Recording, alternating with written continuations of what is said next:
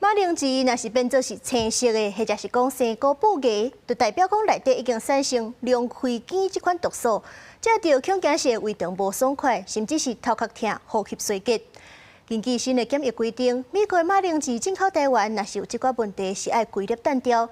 不過是有醫生煩惱講，這8粒可能嘛已經有目到啊。這陣衛福部就強調講，其他無布芽馬鈴薯嘛會送去驗，若是龍鬚菌超過標準，就會退貨。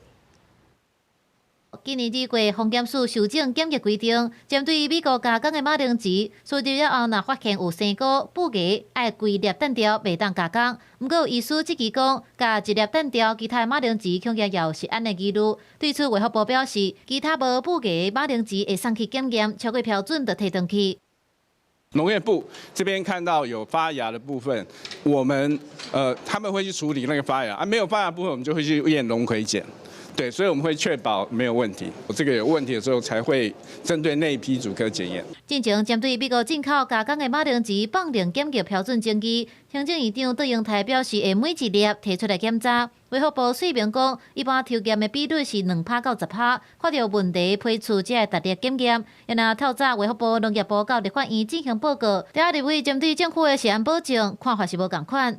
我們台灣的人民變成白老鼠，變成有這個中毒的風險。農業部、衛福部還有我們這些部會首長，好像是在替美國服務呢，不是替我們台灣人服務呢。縱使要討好美國，也不可以退菜退勞。有人會利用這個東西，是給你要求再要求，然後再製造台灣跟美國的緊張，然後之後再拿這個東西打說政府無能，沒有辦法保護人民的食品安全。